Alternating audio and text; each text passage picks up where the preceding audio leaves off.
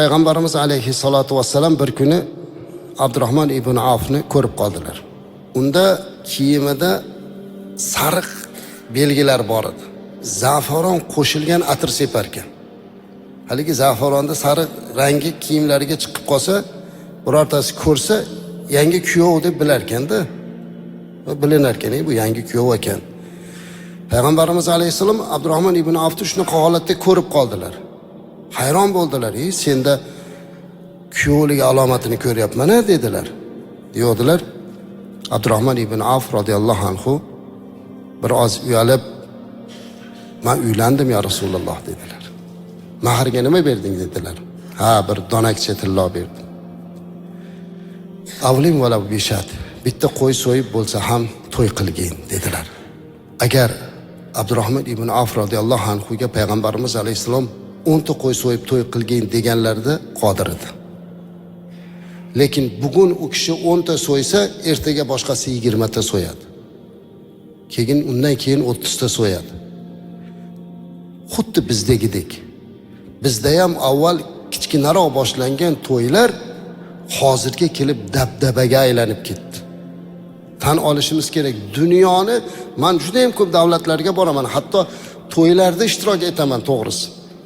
Bizdagidaqa kabi isrof bo'ladigan to'yni men hali ko'rmadim azizlar. Juda ham katta isrof. Tek qo'ysa odamlar yangi narsalarni o'ylab chiqaryapti. Menga bittasi tarmoqlarda qarang deydi, to'yda dasturxonni ko'rsatyapti. Xo'p, mayli, yemishlar, isrofgarchilik.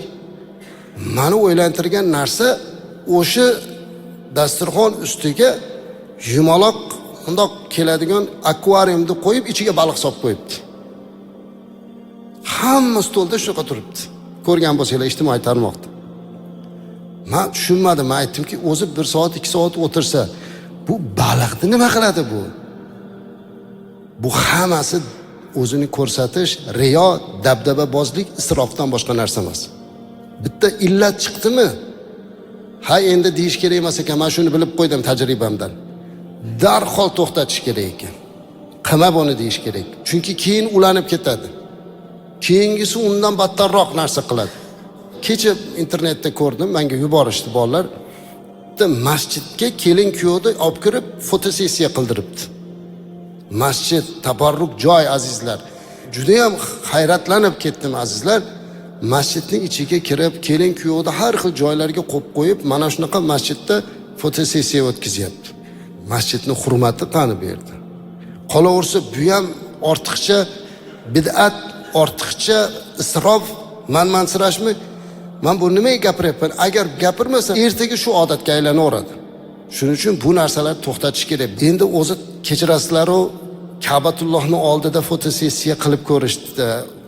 Rasmlarga olish urib bo'ldi. Uni necha marta gapiryapmiz. Ey, Ka'bani oldida rasmga tushmang, Ka'bani oldida duo qiling, yig'ling deyapmiz. Endi uni to'xtatishga imkoniyati bo'lmay qoldimi? Nimani bo'lsa rasmga olish odat bo'lib qoldi. Hatto janozani ham hozir videoga olgizyapti. Men hayronman, ertaga otasini, onasini dafnini ko'rib nimasidan rohatlanar ekan. Uni ham qildiryapti. Bugunlik kunda bu to'ylarni isrofgarchiligini o'zimiz tashkil qilyapmiz. Keyin yana o'zimiz biz shunaqa millatmiz. Yo'q azizlar, biz butun dunyolarda lol qoldirgan millatmiz.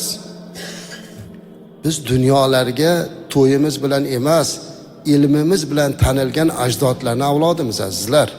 Bizni eslaganda Buxoriy va Termiziylar, Ibn Sino va Xorazimiylar eslanadigan millat vakillarimiz.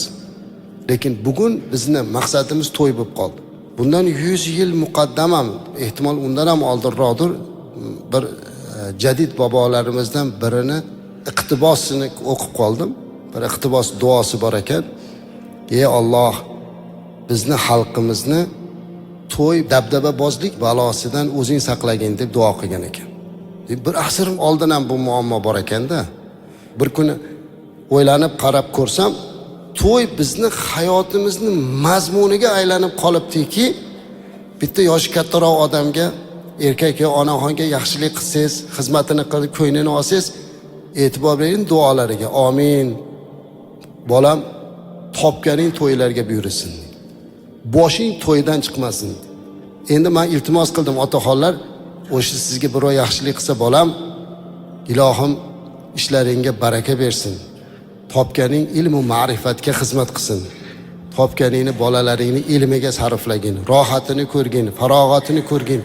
Shunaqa duo qilaylik. Endi buni isloh qilishlik bizni qo'limizda qoldi azizlar. Agar biz bugun rivojlanib kelayotgan davlat, ziyoli insonlar, e'tiqodli insonlar hammamiz birgalashib tartib qilmasak, kelajak avlodimiz bundan ham qiyin holatda qoladi.